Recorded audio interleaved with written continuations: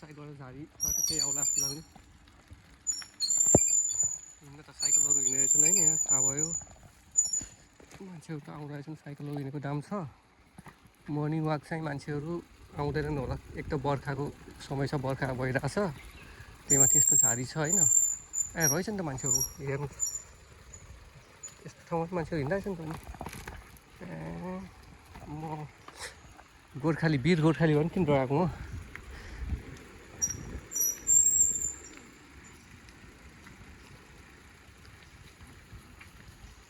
Bro torce. Sim, assim.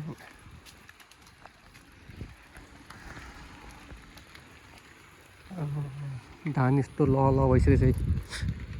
एक महिनामा यस्तो गाँस हालेर आएछ धानको यो चाहिँ फोटो स्पट हो होइन यहाँ फोटो खिच्ने यहाँ चराको उता गुँड थियो त्यहाँ त्यो चराको गुँडमा अनि यहाँ बसेर फोटो खिच्थ्यो यसलाई बिचरा यहाँ रोपेको धान त यस्तो यो के हो झार आएर अनि अहिले त्यहाँ सफा आएछ नि झारसार काटेर यता चाहिँ यस्तो झारी छ फेरि डरलाग्दो बनै हो यो हल्का लगभग 200 मिटर माथि बस्ती छ यहाँ बिचमा 200 मिटरको एरियामा यस्तो जङ्गल छ ट्र्याक्टरहरू आएर घाँस त अलिअलि त काटेका छन् साइडको यो एक राम्रै काटेका छन् अलिअलि के गर्ने होइन झाडी चाहिँ हटाएछन् यो दिदी हुन् कि बहिनी हुन् कि दाइ हुन् कि म कता हो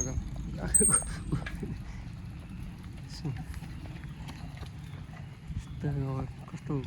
दायाँ उता जाने कि बायाँ जाने कि भयो कि मेरो हिसाबले म साइकल लेफ्ट ह्यान्डमा चल्नु पऱ्यो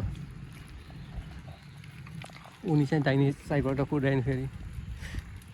लेफ्ट राइट भयो एकछिन पुरा ग्रिन छ कि यो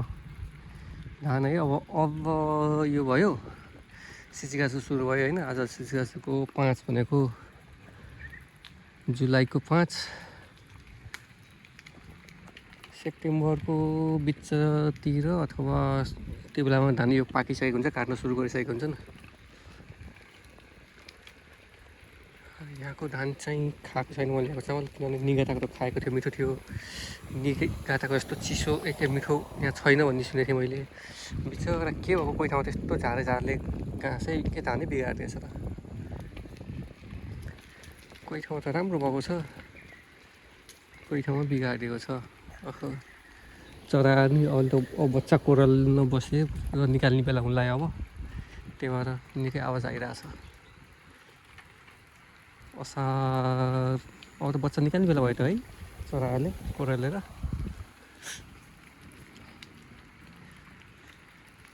यता साइडमा चाहिँ अलिकति झारी भए पनि यो साइडमा चाहिँ घाँस काटेर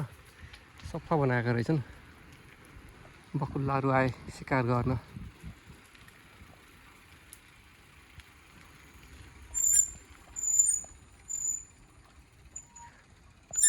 हुँसम्म छ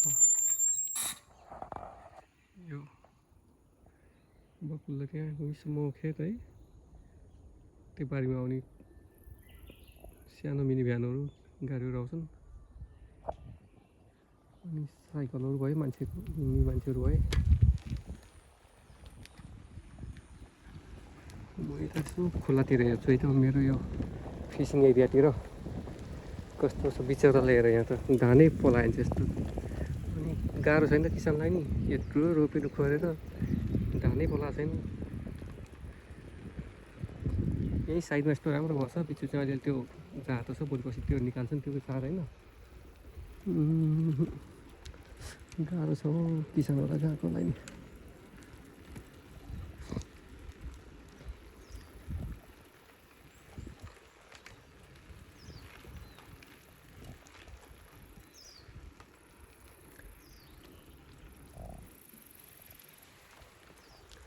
बर्खाको बेला खोला परेछ अहिले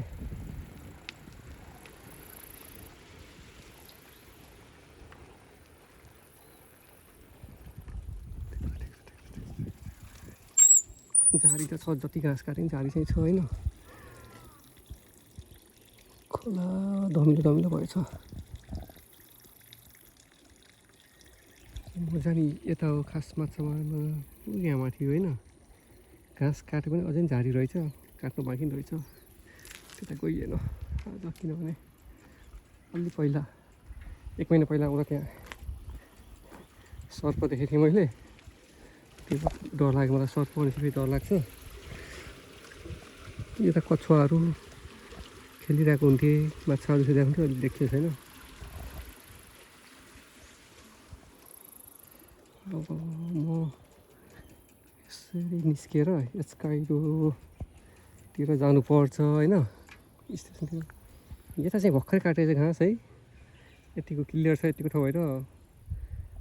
खेल्न र हिँड्न सजिलो छ होइन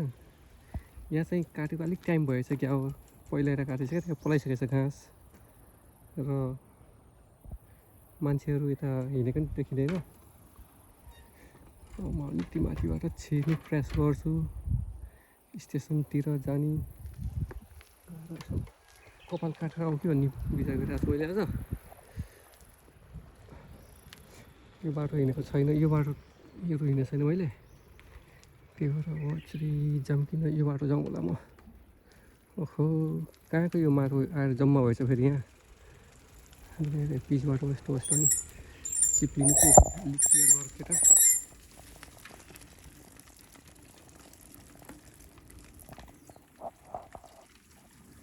ओके यो अहिले राइट ह्यान्ड साइडमा थियो लेफ्ट ह्यान्ड साइडमा भयो फेरि झारी राइट ह्यान्ड साइडमा चाहिँ खेत भयो खासै जङ्गली जनावरहरू त छैन यता हिंस्रक जङ्गली जनावरहरू त छैन भन्ने छ त्यो भयो भने अलिअलि स्यालहरू त्यो दुम्सी होइन अर्को जस्तो त्यो बिरालो जस्तो त्यो ठुलो खालको एउटा त्यो हुन्छ मेरो विचारमा चराचुरुङ्गी मात्रै छ धेरै यहाँ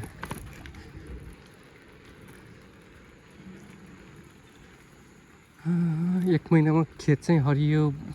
भएछ पुरा हराभरा र अर्को 1 महिनापछि भने नि अब फेरि यो पसाउन थाल्छ धान यो धान पसाउन थालेपछि फेरि महँगो बसाउँछ अनि ठ्याक्क यो धानको बास्ना हुन थालेपछि फेरि नेपालको यादले सताउँछ किनभने यो नेपालमा त यो लगभग 30 पछि दसैँको आसपासमा हो नि त यो धानहरू पसाएर एकदम मङमङ बसाउने अनि दसैँको याद आउँछ गाउँघरको नेपालको याद आउँछ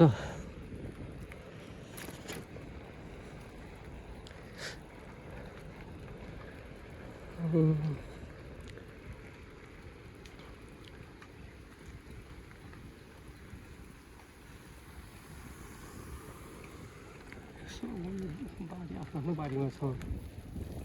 सिँचाइ तर बिचरा कोहीको त धानै नराम्रो भयो कि कोहीको चाहिँ राम्रो भएको छ त माथितिर चाहिँ काटेको छ फेरि घाँस छैन अच्छा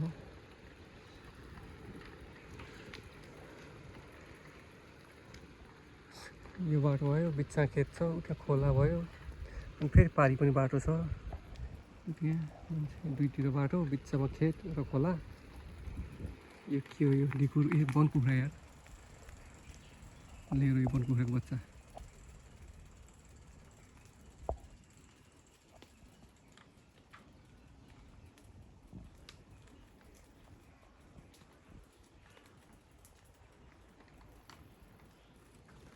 उडे गयो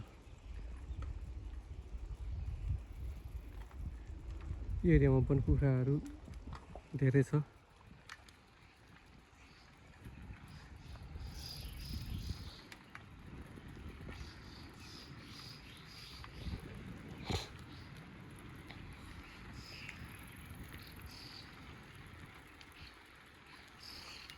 होइन यो बाटो यताको साइडबाट बाटो थियो जाने नरहेछ क्या हो त्यो पुलसम्म हेर्नु पर्यो होइन नि वापस जानुपर्छ म आफ्नै